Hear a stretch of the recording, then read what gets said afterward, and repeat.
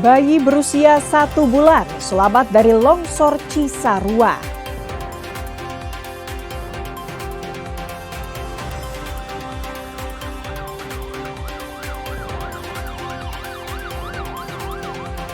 Ratusan ojek online laporkan ojek pangkalan ke polisi.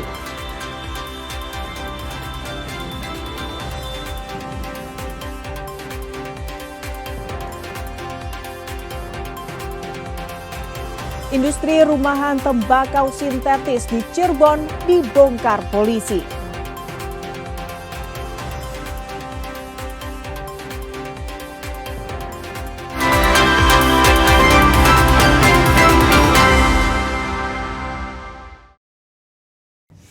Halo, selamat pagi saudara. Selain ketiga informasi utama tadi, kami masih memiliki informasi menarik lainnya. Saya Fida Alatas akan menemani Anda dengan berita independen, terpercaya. Kita simak Kompas Pagi selengkapnya.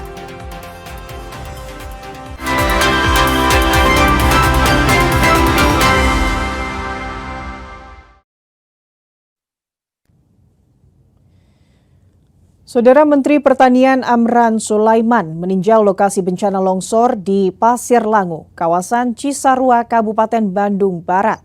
Selain meninjau lokasi bencana, mantan menyerahkan bantuan berupa makanan dan kebutuhan bagi pengungsi yang diangkut 20 truk.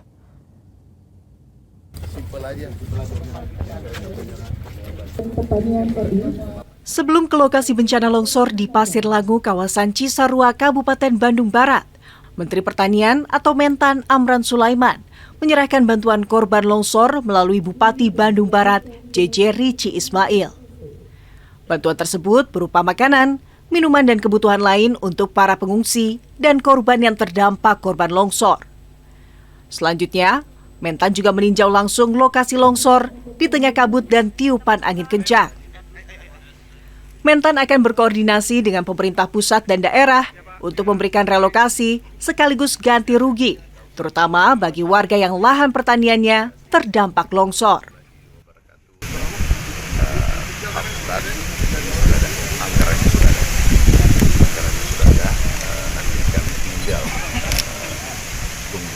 Dari Pak Bupati, Pak Gubernur.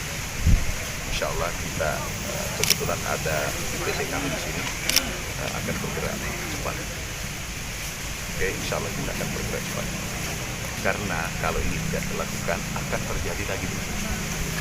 Ini sangat rawan, terutama yang kemudiannya 20 derajat, 30 derajat, apalagi 25 derajat. Nah, daerah-daerah yang lantai kita tangani posisi untuk aja kita bagi. Kalau tanaman daunan akarnya bisa dalam sehingga mencegah erosi dan longsor. Pada kesempatan tersebut, Mentan juga meninjau posko utama untuk melihat kondisi ratusan pengungsi korban longsor. Abdul Rahim, Kompas TV, Bandung, Jawa Barat. Selama 1 pekan ke depan, saudara, Badan Meteorologi, Klimatologi, dan Geofisika atau BMKG memperkirakan cuaca di lokasi longsor masih turun hujan dengan intensitas ringan hingga lebat.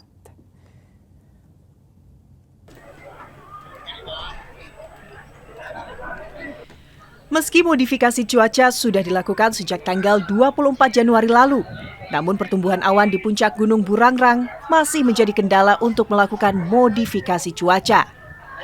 Ada 3 penerbangan yang sudah dilakukan. Pertumbuhan awan di puncak Gunung Burangrang menjadi kendala saat ini. Kepala BMKG Teguh Rahayu menghimbau tim pencarian korban harus lebih berhati-hati, dikarenakan untuk wilayah Cisarua, potensi hujan masih akan terus terjadi. Waspada longsor susulan harus menjadi perhatian khusus tim pencari korban. Mengingat hujan masih terus terjadi di puncak Gunung Burangrang. Bahwa di Jawa Barat saat ini masuk periode puncak musim hujan. Jadi potensi hujan dari sedang hingga lebat bahkan sangat lebat lebat masih berpotensi, terutama di wilayah Cisarua ini. Kita lihat pagi ini juga dari pagi ya, ada hujan intensitas ringan hingga sedang, bahkan berkabut juga karena memang saat ini suplai awan dari barat masuk ke Bukit Burangrang terus menerus, sehingga memang untuk sepekan ke depan potensi seperti ini masih besar terjadi. Pencarian korban masih terkendala cuaca. Tidak jarang, pencarian dihentikan beberapa saat menunggu hujan reda dan pencarian dilanjutkan kembali sampai jam 5 sore.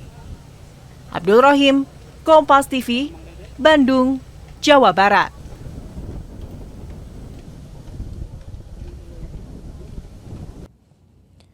Untuk mempermudah serta mempercepat proses pencarian korban longsor di Pasir Langu, Kabupaten Bandung Barat, selain mengerahkan anjing pelacak, sebanyak 9 eskavator diturunkan.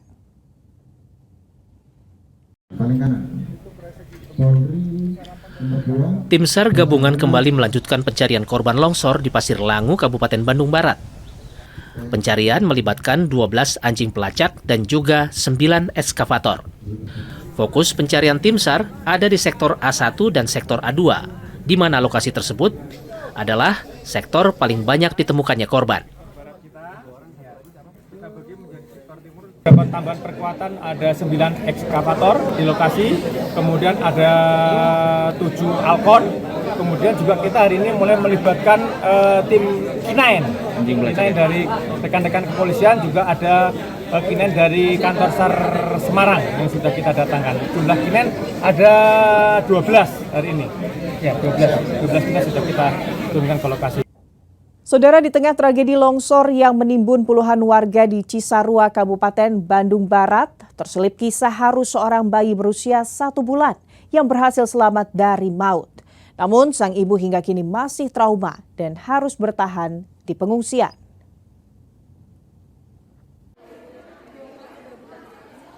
Masih terbayang jelas di benak Sahra detik-detik saat longsor mengguncang Desa Pasir Langu, Kecamatan Cisarua, Kabupaten Bandung Barat. Peristiwa itu terjadi pada Sabtu dini hari sekitar pukul 2.30 waktu Indonesia Barat. Saat ditemukan di posko pengungsian kantor Desa Pasir Langu, Sahra mengaku hanya sempat meraih anaknya yang masih berusia 1 bulan sebelum menyelamatkan diri keluar rumah di tengah gelap dan keadaan panik. Bayi yang diberi nama Lintang itu belum genap 1 bulan, namun harus mengalami peristiwa mencekam lolos dari timbunan material longsor. Sahra menuturkan, saat kejadian, sang bayi terus menangis, seakan memberi isyarat untuk segera pergi menjauhi bahaya. Kini kondisi Lintang dalam keadaan sehat, namun trauma masih dirasakan Sahra yang mengaku takut kembali ke rumah karena masih terbayang suara gemuruh dan tanah runtuh.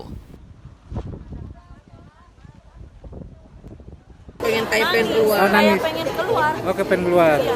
Kalau bisa ngomong kayak ayo pergi. Oh gitu. Itu dari mulai jam berapa? Dari jam 11 juga Udah rewel ya pokoknya ya? Udah rewel. Udah rewel pengen keluar. Tapi pas kejadian si bayi digendong sama ibu. Nggak pakai Aisyah, nggak pakai apa. Dia pakai selimut. Dia pakai selimut aja. Iya, di bawah hujan-hujanan, soalnya kan lagi hujan angin. Tapi sekarang kondisi bayinya gimana? Alhamdulillah baik. Sehat. Saat ini, Sahra dan Lintang harus bertahan di posko pengungsian bersama sekitar 650 jiwa lainnya. Mulai dari lansia hingga anak-anak. Mereka masih menunggu kepastian kapan bisa kembali ke rumah atau direlokasi ke tempat yang lebih aman. Ahmad Fadilah, Kompas TV, Kabupaten Bandung Barat, Jawa Barat.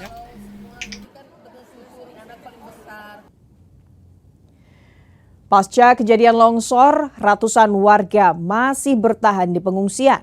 Bantuan logistik dari berbagai pihak terus berdatangan untuk memenuhi kebutuhan dasar para korban.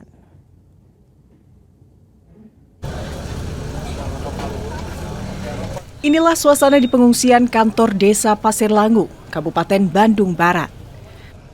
Satu persatu bantuan logistik terus tiba dan langsung didistribusikan kepada para korban longsor. Bantuan yang datang berupa makanan siap saji, obat-obatan, hingga pakaian bersih dan layak pakai. Sebagian besar pengungsi mengaku sangat terbantu karena saat bencana terjadi, mereka hanya sempat menyelamatkan diri. Selain logistik, posko kesehatan juga disiagakan di lokasi pengungsian. Petugas medis melayani warga yang mulai mengeluhkan kondisi kesehatan, terutama anak-anak dan lansia, akibat kelelahan dan cuaca dingin.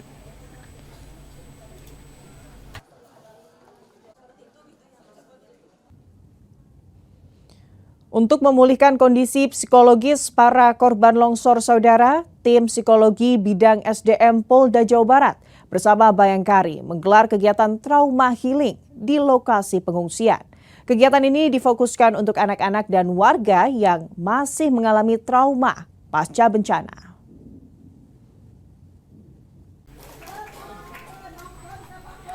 Suasana ceria terlihat di posko pengungsian korban longsor di kantor Desa Pasir Langu, Kecamatan Cisarua, Kabupaten Bandung Barat. Tawa dan canda anak-anak pecah saat tim psikologi bidang SDM Polda Jabar bersama Bayangkari Polda Jabar menggelar kegiatan trauma healing. Melalui berbagai permainan, nyanyian, serta interaksi edukatif, para anak diajak untuk melupakan sejenak rasa takut dan cemas akibat musibah longsor yang mereka alami. Ketua Bayangkari Jawa Barat, Diana Rudi Setiawan mengatakan, kegiatan ini bertujuan membantu memulihkan kondisi psikologis korban, terutama anak-anak, agar kembali ceria dan tidak terlarut dalam trauma. Kami di sini dari Polda Jabar, khususnya dari Ro SDM, psikologi, bagian psikologi, dan juga Bayangkari daerah Jawa Barat, ingin menghibur anak-anak yang sedang terkena bencana. Jadi trauma healing ini adalah berusaha untuk menghilangkan trauma yang ada di diri mereka yang kemarin mungkin karena bencana mereka mengalami trauma, sehingga kita ajak sedikit bersenang-senang, bermain, sehingga melupakan apa yang pernah mereka rasakan kemarin. Semoga mereka bisa melupakan ya apa yang terjadi, sehingga melupakan trauma-trauma. Sementara itu, salah satu anak korban longsor, Delista, mengaku senang bisa mengikuti berbagai permainan dan mendapatkan makanan dari ibu-ibu polisi. Menurutnya, kegiatan ini membuatnya merasa lebih tenang dan tidak takut lagi. Senang nggak? Senang. Nah, tadi dapat bermain apa aja? Dapat makanan, dapat nyanyi-nyanyi, dapat susu, dapat kue,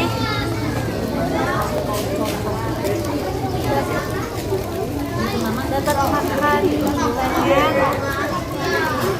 Jadi sekarang semangat. Ya, sekarang udah nggak ada trauma atau ini ya udah hilang ya? Udah nggak ada.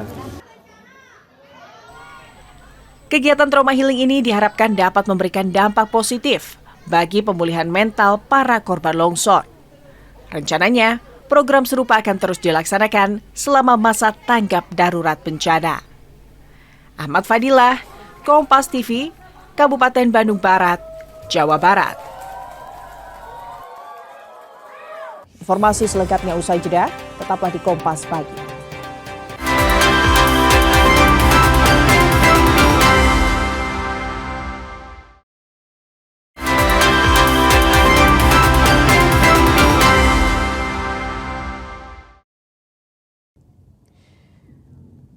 Saudara, ratusan pengemudi ojek online di Garut mendatangi kantor Polsek Cibatu. Mereka melaporkan dugaan pengeroyokan yang dialami salah satu rekan mereka oleh ojek pangkalan saat hendak menjemput penumpang kereta api di stasiun Cibatu.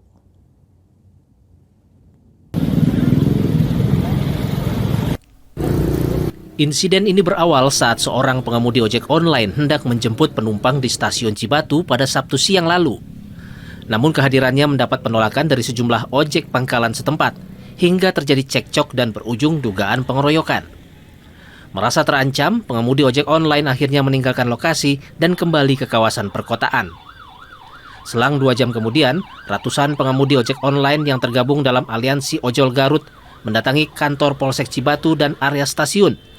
Mereka menuntut kejelasan dan perlindungan hukum atas dugaan tindak kekerasan yang dialami rekan mereka.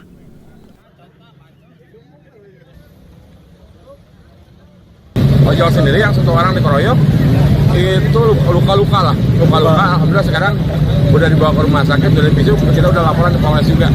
Kejadian perkara di mana itu? Di stasiun Cibatu.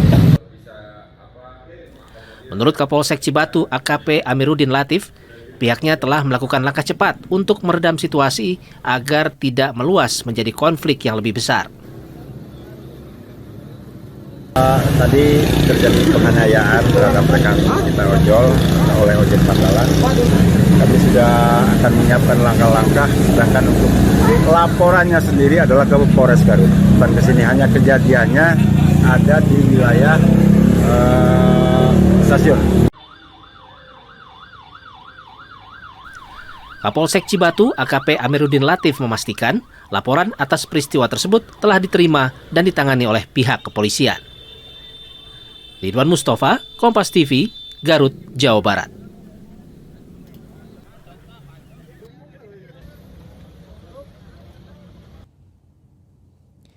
Satuan Narkoba Polres Cirebon Kota membongkar industri rumahan tembakau sintetis dan peredaran sabu dengan modus baru, yakni menggunakan bungkus permen. Barang haram ini sengaja dikemas untuk menyasar anak-anak muda hingga pelajar di Kota Cirebon.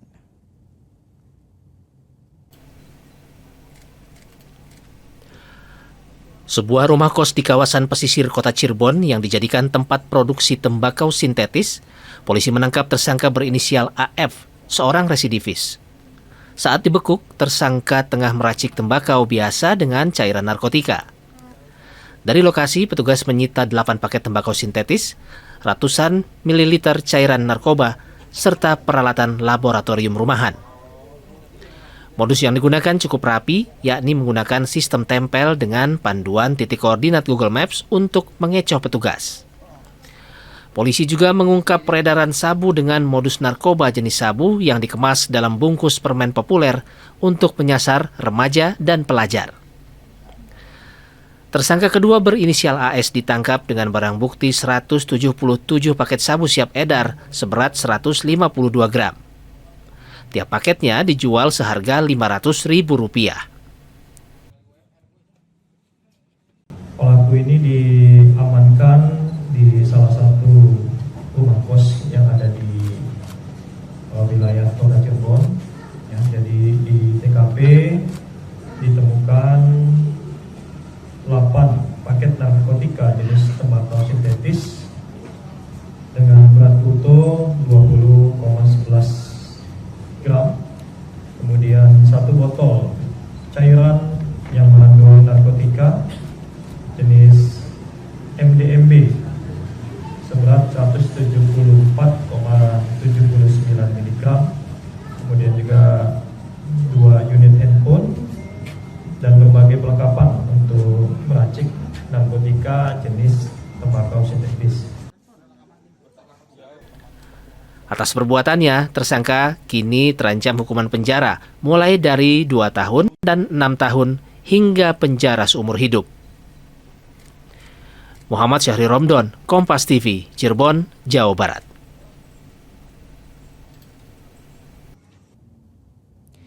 Saudara, seorang oknum petugas keamanan atau Satpam yang seharusnya menjaga ketertiban di lingkungan pemerintah Kota Cimahi justru ditangkap karena menjadi pengedar narkoba. Dari tangan tersangka, polisi menyita belasan gram paket ganja siap edar.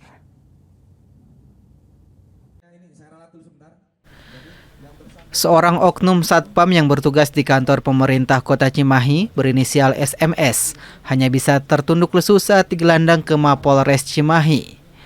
Penangkapan ini bermula dari pengembangan kasus penyalahgunaan narkoba dengan tersangka awal bernama Fajar Priyatna. Dari pengakuan tersangka pertama, petugas kemudian mengarah pada SMS yang berperan sebagai penyuplai sekaligus pengedar. Dalam operasi ini, polisi menyita barang bukti ganja seberat 10,92 gram. Motif tersangka SMS adalah karena tergiur imbalan besar. Setiap kali barang haram tersebut tiba dan siap diedarkan, ia menerima upah hingga 5 juta rupiah. dari hasil penyidikan lebih lanjut, ternyata diketahui bahwasanya tersangka SMS memang sengaja untuk menjadi pengedar karena mendapatkan imbalan uang, yaitu senilai 5 juta rupiah setiap kali akan turun barang atau diterima oleh yang bersangkutan. Kini seragam satpam yang biasa ia kenakan harus berganti dengan rompi tahanan. Atas perbuatannya, tersangka terancam hukuman penjara minimal 5 tahun, maksimal 20 tahun penjara. Ahmad Fadilah, Kompas TV, Cimahi, Jawa Barat. Informasi selengkapnya kami hadirkan usai jeda saudara. Tetaplah di Kompas Pagi.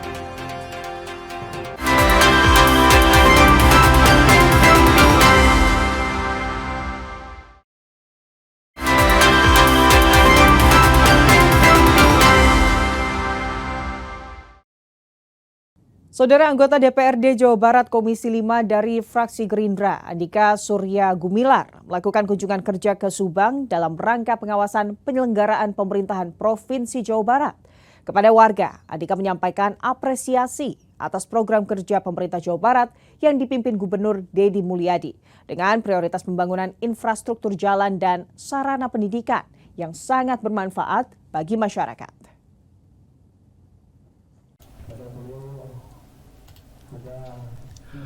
Kunjungan kerja anggota DPRD Jawa Barat Komisi 5 dari Partai Gerindra, Andika Surya Gumilar, dilakukan di Desa Tanjung Sari Timur, Kecamatan Cikaum, Subang, Jawa Barat, Senin siang kemarin. Agenda kunjungan Andika kali ini adalah dalam rangka pengawasan penyelenggaraan pemerintahan Provinsi Jawa Barat di wilayah Subang untuk tahun anggaran 2026. Dalam kesempatan itu, di hadapan warga yang hadir, Andika menyampaikan apresiasi kepada Gubernur Jawa Barat Deddy Mulyadi yang berkomitmen menjalankan program kerja Pemprov Jabar dengan prioritas pembangunan infrastruktur, jalan, dan pendidikan. Menurut Andika, sejumlah jalan provinsi yang melintasi wilayah Subang telah lebih baik dari sebelumnya, pun dengan fasilitas pendidikan dengan penambahan ruang kelas baru maupun renovasi sejumlah sekolah. Diharapkan pembangunan itu dapat bermanfaat bagi masyarakat untuk mendongkrak perekonomian rakyat. Dalam kunjungan itu, Andika juga berkesempatan dengan warga yang meminta perhatian pembangunan infrastruktur jalan dan jembatan di wilayah mereka. Andika pun berjanji akan membantu sekuat tenaga dengan melakukan koordinasi kepada anggota Partai Gerindra di DPRD Subang. Alhamdulillah bersifat positif bagi desa kami, Desa Tanjung Sari Timur. Saya sebagai perwakilan dari masyarakat Desa Tanjung Sari Timur sudah terbukti Pak Andika sebagai anggota Dewan Provinsi Jawa Barat yang bisa dilaksanakan program-programnya di desa kami. Selain mengapresiasi kinerja pemerintah Provinsi Jawa Barat yang melakukan pembenahan infrastruktur, khususnya jalan dan sekolah, Andika juga bersyukur karena program MBG yang menjadi program unggulan pemerintah Presiden Prabowo bisa dirasakan manfaatnya untuk masyarakat penerima. Ya, kalau saya melihat sih apresiasi dengan pemerintah sekarang, ya, semua yang dibicarakan sudah dilaksanakan dengan baik, infrastruktur jalan dilaksanakan, perbaikannya, termasuk penambahan dan perbaikan ruang kelas di beberapa sekolah-sekolah di daerah. Untuk MBG sendiri, Pak? MBG sudah berjalan dengan baik saat ini, makanya tadi saya tanya apakah sudah menerima manfaat untuk anak-anaknya. Ya, memang ada beberapa sekolah yang mungkin belum tersentuh, tapi targetnya tahun 2026 akan selalu ditambah. Dengan dilakukannya pengawasan, Andika berharap prioritas pembangunan di Jawa Barat bisa berjalan baik dan tepat sasaran kepada masyarakat. Hendri Irawan, Kompas TV, Subang, Jawa Barat.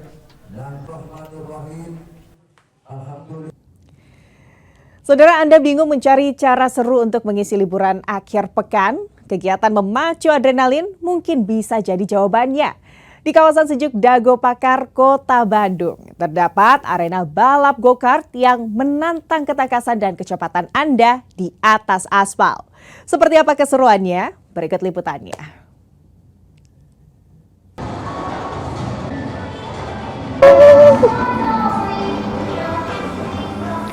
Raungan mesin dan decit ban menjadi penyambut saat Anda memasuki arena go-kart di destinasi wisata Hompim Play Dago Pakar, Kota Bandung. Lintasannya unik karena memadukan konsep indoor dan outdoor lengkap dengan tanjakan serta tikungan tajam. Tapi tunggu dulu, sebelum meluncur, keselamatan adalah harga mati. Pengunjung wajib mengenakan balaklava dalam helm full face yang terkunci rapat. Sensasi paling menegangkan dimulai saat Anda duduk di atas kokpit go-kart yang rendah. Pastikan sabuk pengaman terpasang kencang dan fokus pada instruksi petugas. Begitu lampu berubah hijau, saatnya tancap gas. Balap go-kart ternyata susah-susah gampang. Bukan hanya soal siapa yang paling cepat, tapi juga soal teknik pengereman di tikungan, ketangkasan kemudi, hingga kemampuan menjaga emosi agar tidak tergelincir keluar lintasan. Tahu tempat ini dari TikTok, terus kayak seru gitu main go-kart, jadi ya pengen cobain. Sebelumnya udah pernah main go-kart? Belum. Pertama kali ya? Belum. Iya. Terus gimana barusan sensasinya nyobain go-kart? Seru, deg-degan, menguji adrenalin juga.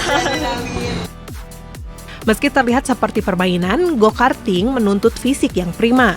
Otot tangan, bahu, dan punggung akan bekerja keras sepanjang balapan. Tak heran banyak pengunjung yang datang awalnya untuk iseng justru jadi ketagihan dan menjadikannya hobi baru.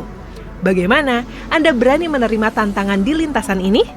Cukup dengan merogoh kocek mulai dari Rp120.000, Anda sudah bisa merasakan sensasi menjadi pembalap profesional dalam sehari. Seru sekali, saya rasanya seperti pembalap F1, rasanya kayak Lando Norris gitu ya. Nah, bagi Anda yang mungkin juga suka aktivitas-aktivitas yang memacu adrenalin, kayaknya go-kart ini wajib Anda coba. Dan kalau mau go-kart di daerah Bandung, kayaknya bisa untuk ke area ini yang berada di kawasan Dago Pakar. Saya mau lanjut gas lagi ya, dadah!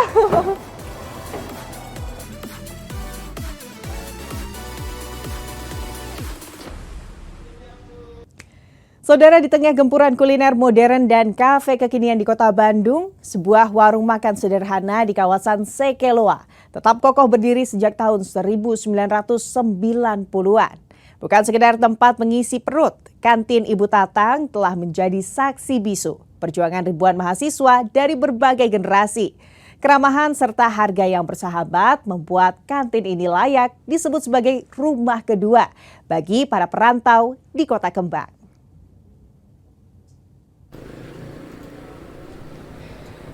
Menyelip di antara keramaian kawasan Sekeloa, Kota Bandung, kantin Ibu Tatang terlihat bersahaja. Namun jangan salah, di balik kesederhanaannya, warung ini telah menemani perjalanan akademisi Bandung selama lebih dari 3 dekade. Mulai dari mahasiswa ITB, Unisba, hingga Unpad di kawasan Dipati Ukur, menjadikan kantin ini sebagai destinasi utama. Menu favoritnya, telur dadar daging dan tempe mendoan hangat yang dimasak dadakan. Aroma gurih yang merebak selalu berhasil membangkitkan selera makan para pejuang skripsi.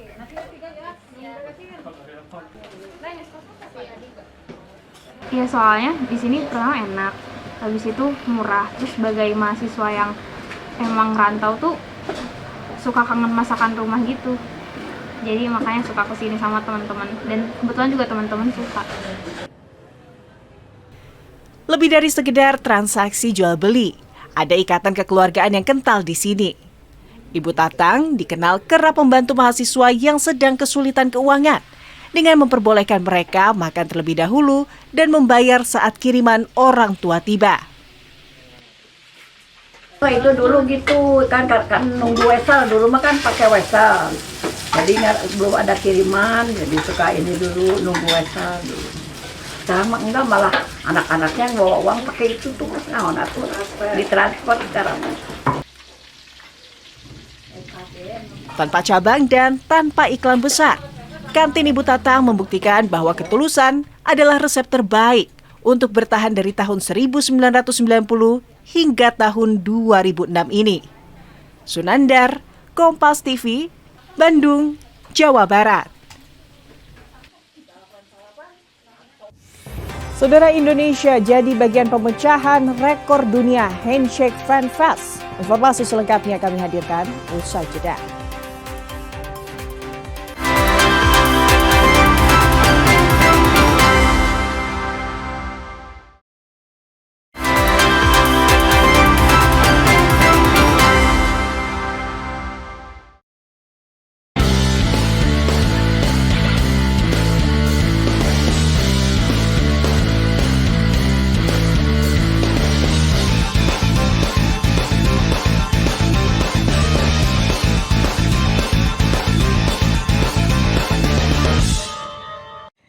Saudara, Indonesia jadi bagian pemecahan rekor dunia Handshake Fan Fest, replikasi adegan game PUBG Mobile ke dunia nyata.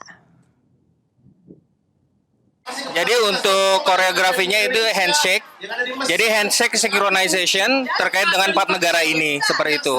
Dan konsepnya memang kita ingin menjadi kayak bagian lah untuk kayak world record terkait dengan apa yang ada di dalam game PUBG Mobile dan apa yang bisa kita satukan bareng dengan komunitas lah seperti itu. Gelar Rakernas PP Pordasi siapkan sejumlah terobosan guna tingkatkan prestasi atlet setelah sukses sumbang 2 emas pada SEA Games 2025. Hasilnya sangat komprehensif, banyak sekali kegiatan kita di tahun 2026. Baik dalam negeri maupun luar negeri, termasuk persiapan Asian Games di Jepang, SEA Games tahun depan di Malaysia, dan juga Olimpiade di Amerika Serikat tahun 2028. Jadi semua persiapan sudah kita tetapkan, kita resmikan, nggak sabar melaksanakannya tahun ini. Saudara, Indonesia Masters 2026 jadi ajang pembuktian sejumlah pebulu tangkis kawakan yang menolak habis. Di lain sisi, turnamen level Super 500 BWF ini juga jadi saksi kehebatan calon penguasa bulu tangkis dunia seperti juara tunggal putra Alwi Farhan. Yang tua yang bangkit, yang muda berjaya. Itulah gambaran singkat yang terjadi di Indonesia Masters 2026. Sejumlah pemain senior mulai memperlihatkan tanda-tanda kebangkitan guna ramaikan persaingan elit dunia. Sebut saja ganda putri Arisha Igarashi yang berpasangan dengan Miyu Takahashi. Meski harus mundur di final, pemain asal Jepang membuktikan diri belum habis. Ada pula ganda campuran Denmark Mathias Christiansen, Alexander Boje. Christiansen yang sempat setahun dilarang bertanding dari Badan Anti-Doping Denmark berhasil melangkah ke final meski gagal juara. Angin kedua juga sempat didapat mantan ratu bulu tangkis dunia Nozumi Okuhara. Okuhara siap kembali mengorbit setelah mampu menjejak semifinal Indonesia Master. Sementara itu, Istora di awal tahun jelas jadi pembuktian para jago tepok bulu muda. Di sektor tunggal putra, di tengah absennya Jonathan Christie, andalan tuan rumah Alwi Farhan berhasil menaklukkan anak muda Thailand, Cherarat Sakul di final untuk meraih gelar juara. Saya dibilang iya dong kalau hasilnya seperti ini. Kalau slogan saya itu Gen Z siap unjuk gigi. Jadi ya saya pribadi, karena saya nggak tahu, mungkin saya pribadi dan teman-teman yang ada di Platnas yang seumuran saya ya pastinya ingin berada di level atas cepatnya. Memang tidak bisa dipungkiri butuh pengalaman, butuh jam terbang, butuh merasakan atmosfer yang berbeda-beda, bertemu pemain dari segala rank, tidak bisa menyepelekan, bertemu dengan kondisi lapangan, itu semua berjalan dengan adanya waktu. Jangan lupakan kiprah pasangan muda Indonesia Raymond Indra Nikolaus Joaquin. Kekalahan di laga final tak membuat fakta duet ini menjadi salah satu kuda hitam yang diperhitungkan sirna. Sukses kalahkan Fajar Fikri dan Sabar Reza dalam perjalanan menuju partai puncak jadi bukti potensi keduanya. Angga Nurizki, Septa Yoga, Kompas TV, Jakarta. Penggawa diaspora skuad Garuda, Shane Patinama, menjadi diaspora selanjutnya yang akan mentas di kompetisi Super League Indonesia. Shane Patinama resmi hijrah ke Persija Jakarta usai sepakat berpisah dengan Buriram United. Masa bakti Saint Patinama bersama Buriram United hanya seumur jagung. Mendarat di negeri Gajah Putih tanda tangani kontrak pada 7 Juli tahun lalu, bek kiri 26 tahun hanya bertahan hingga tengah musim di kompetisi sepak bola Thailand.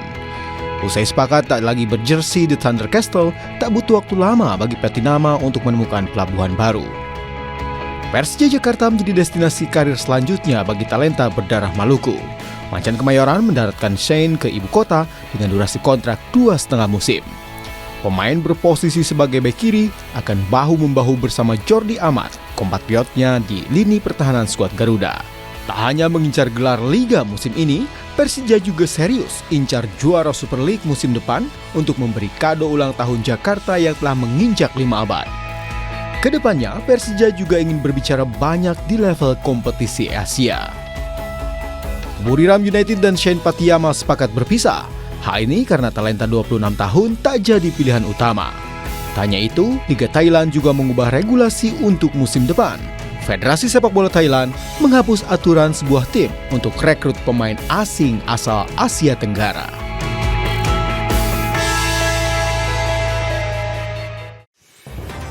Saudara, industri rumahan tembakau sintetis di Cirebon dibongkar polisi. Informasi selengkapnya kami hadirkan usai jeda. Tetaplah di Kompas Pagi.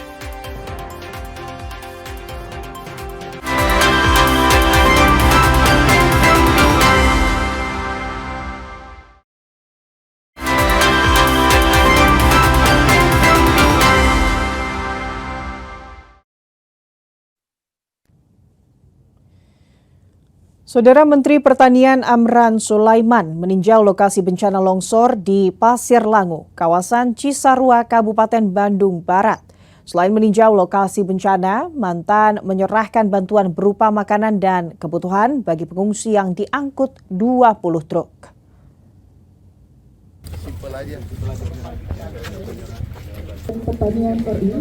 Sebelum ke lokasi bencana longsor di Pasir Langu, kawasan Cisarua, Kabupaten Bandung Barat, Menteri Pertanian atau Mentan Amran Sulaiman menyerahkan bantuan korban longsor melalui Bupati Bandung Barat, JJ Rici Ismail. Bantuan tersebut berupa makanan, minuman dan kebutuhan lain untuk para pengungsi dan korban yang terdampak korban longsor. Selanjutnya, Mentan juga meninjau langsung lokasi longsor di tengah kabut dan tiupan angin kencang.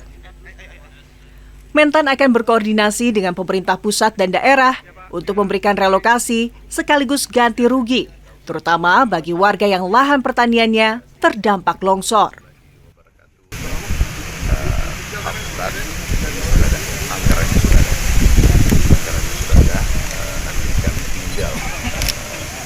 Tunggu usulan dari Pak Bupati, Pak Gubernur. Insya Allah kita kebetulan ada PT kami di sini akan bergerak cepat. Oke, insya Allah kita akan bergerak cepat. Karena kalau ini tidak dilakukan akan terjadi lagi begitu. Ini sangat rawan, terutama yang kemudian 20 derajat, 30 derajat, apalagi kalau 5 derajat. Nah, daerah-daerah yang lantai kita tangani seperti 10 derajat kita bantu. Kalau tanaman rawunan, akarnya bisa dalam sehingga mencegah erosi dan longsor. Pada kesempatan tersebut, Mentan juga meninjau posko utama untuk melihat kondisi ratusan pengungsi korban longsor. Abdul Rahim, Kompas TV, Bandung, Jawa Barat. Selama 1 pekan ke depan, Saudara, Badan Meteorologi, Klimatologi, dan Geofisika atau BMKG memperkirakan cuaca di lokasi longsor masih turun hujan dengan intensitas ringan hingga lebat.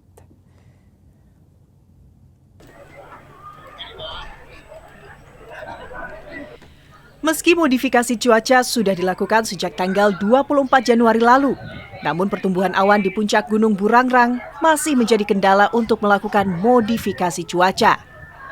Ada 3 penerbangan yang sudah dilakukan. Pertumbuhan awan di puncak Gunung Burangrang menjadi kendala saat ini. Kepala BMKG Teguh Rahayu menghimbau tim pencarian korban harus lebih berhati-hati, dikarenakan untuk wilayah Cisarua, potensi hujan masih akan terus terjadi. Waspada longsor susulan harus menjadi perhatian khusus tim pencari korban. Mengingat hujan masih terus terjadi di puncak Gunung Burangrang. Bahwa di Jawa Barat saat ini masuk periode puncak musim hujan. Jadi potensi hujan dari sedang hingga lebat, bahkan sangat lebat masih berpotensi, terutama di wilayah Cisarua ini. Kita lihat pagi ini juga dari pagi ya, ada hujan intensitas ringan hingga sedang, bahkan berkabut juga karena memang saat ini suplai awan dari barat masuk ke Bukit Burangrang terus menerus. Sehingga memang untuk sepekan ke depan potensi seperti ini masih besar terjadi. Pencarian korban masih terkendala cuaca. Tidak jarang, pencarian dihentikan beberapa saat menunggu hujan reda dan pencarian dilanjutkan kembali sampai jam 5 sore. Abdul Rohim, Kompas TV, Bandung, Jawa Barat.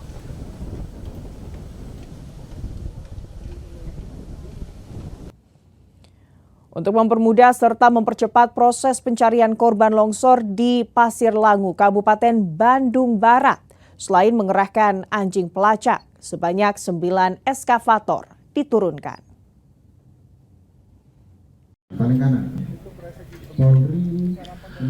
Tim SAR gabungan kembali melanjutkan pencarian korban longsor di Pasir Langu, Kabupaten Bandung Barat. Pencarian melibatkan 12 anjing pelacak dan juga 9 eskavator. Fokus pencarian tim SAR ada di sektor A1 dan sektor A2, di mana lokasi tersebut adalah sektor paling banyak ditemukannya korban. Dapat tambahan perkuatan ada 9 ekskavator di lokasi, kemudian ada 7 Alkon, kemudian juga kita hari ini mulai melibatkan tim K9 dari rekan-rekan kepolisian, juga ada K9 dari kantor SAR Semarang yang sudah kita datangkan. Jumlah K9 ada 12 hari ini. Ya, 12 kita sudah kita turunkan ke lokasi. Saudara, di tengah tragedi longsor yang menimbun puluhan warga di Cisarua, Kabupaten Bandung Barat, terselip kisah haru seorang bayi berusia 1 bulan yang berhasil selamat dari maut. Namun, sang ibu hingga kini masih trauma dan harus bertahan di pengungsian.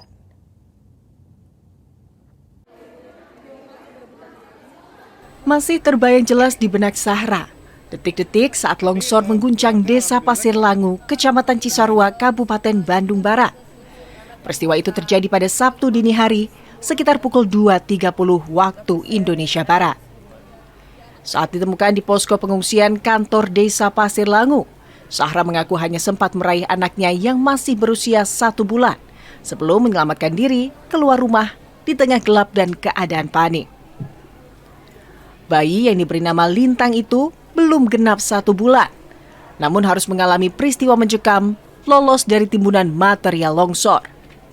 Sahra menuturkan, saat kejadian, sang bayi terus menangis, seakan memberi isyarat untuk segera pergi menjauhi bahaya. Kini kondisi Lintang dalam keadaan sehat, namun trauma masih dirasakan Sahra yang mengaku takut kembali ke rumah karena masih terbayang suara gemuruh dan tanah runtuh. Pengen keluar. Oh, nangis. Pengen keluar. Oh, pengen keluar. Iya. Kalau bisa ngomong kayak ayo pergi. Oh, gitu. Itu dari mulai jam berapa? Dari jam 11 juga udah rewel ya pokoknya ya? Udah rewel pengen keluar. Tapi pas kejadian si bayi digendong sama ibu. Nggak pakai Aisyah, nggak pakai apa. Cuma pakai selimut. Cuma pakai selimut aja. Ya, di bawah hujan-hujanan, soalnya kan lagi hujan angin. Tapi sekarang kondisi bayinya gimana? Alhamdulillah baik. Sehat. Saat ini, Sahra dan Lintang harus bertahan di posko pengungsian bersama sekitar 650 jiwa lainnya. Mulai dari lansia hingga anak-anak. Mereka masih menunggu kepastian kapan bisa kembali ke rumah atau direlokasi ke tempat yang lebih aman. Ahmad Fadilah, Kompas TV, Kabupaten Bandung Barat, Jawa Barat.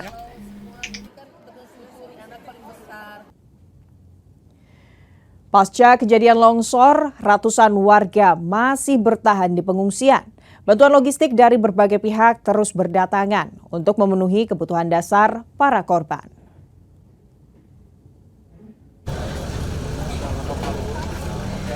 Inilah suasana di pengungsian kantor Desa Pasir Langu, Kabupaten Bandung Barat.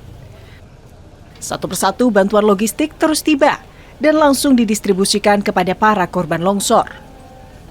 Bantuan yang datang berupa makanan siap saji, obat-obatan, hingga pakaian bersih dan layak pakai. Sebagian besar pengungsi mengaku sangat terbantu karena saat bencana terjadi, mereka hanya sempat menyelamatkan diri. Selain logistik, posko kesehatan juga disiagakan di lokasi pengungsian. Petugas medis melayani warga yang mulai mengeluhkan kondisi kesehatan, terutama anak-anak dan lansia, akibat kelelahan dan cuaca dingin.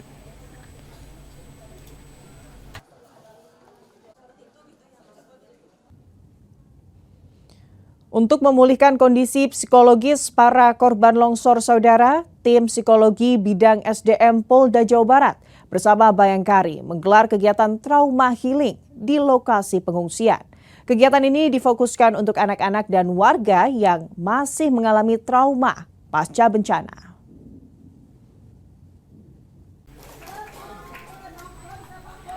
Suasana ceria terlihat di posko pengungsian korban longsor di kantor Desa Pasir Langu, Kecamatan Cisarua, Kabupaten Bandung Barat. Tawa dan canda anak-anak pecah saat tim psikologi bidang SDM Polda Jabar bersama Bayangkari Polda Jabar menggelar kegiatan trauma healing. Melalui berbagai permainan, nyanyian, serta interaksi edukatif, para anak diajak untuk melupakan sejenak rasa takut dan cemas akibat musibah longsor yang mereka alami. Ketua Bayangkari Jawa Barat, Diana Rudi Setiawan mengatakan, kegiatan ini bertujuan membantu memulihkan kondisi psikologis korban, terutama anak-anak, agar kembali ceria dan tidak terlarut dalam trauma. Kami di sini dari Polda Jabar, khususnya dari ROSDM, psikologi, bagian psikologi, dan juga Bayangkari daerah Jawa Barat, ingin menghibur anak-anak yang sedang terkena bencana. Jadi trauma healing ini adalah berusaha untuk menghilangkan trauma yang ada di diri mereka, yang kemarin mungkin karena bencana mereka mengalami trauma, sehingga kita ajak sedikit bersenang-senang, bermain, sehingga melupakan apa yang pernah mereka rasakan kemarin. Semoga mereka bisa melupakan ya apa yang terjadi, sehingga melupakan trauma kemarin. Sementara itu, salah satu anak korban longsor, Delista, mengaku senang bisa mengikuti berbagai permainan dan mendapatkan makanan dari ibu-ibu polisi. Menurutnya, kegiatan ini membuatnya merasa lebih tenang dan tidak takut lagi. Senang nggak? Senang. Senang. Tadi dapat bermain apa aja? Dapat makanan, dapat nyanyi-nyanyi, dapat susu, dapat kue,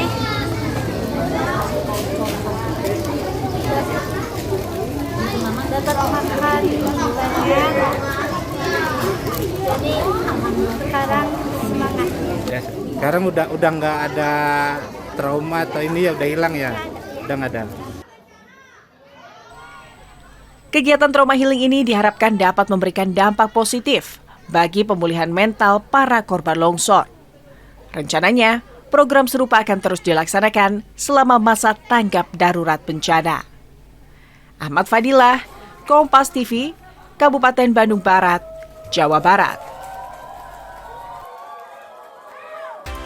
Saudara, dengan berakhirnya informasi tadi sekaligus mengakhiri Kompas Pagi episode hari ini. Saya Fida Alatas beserta kru yang bertugas mengucapkan terima kasih dan sampai jumpa.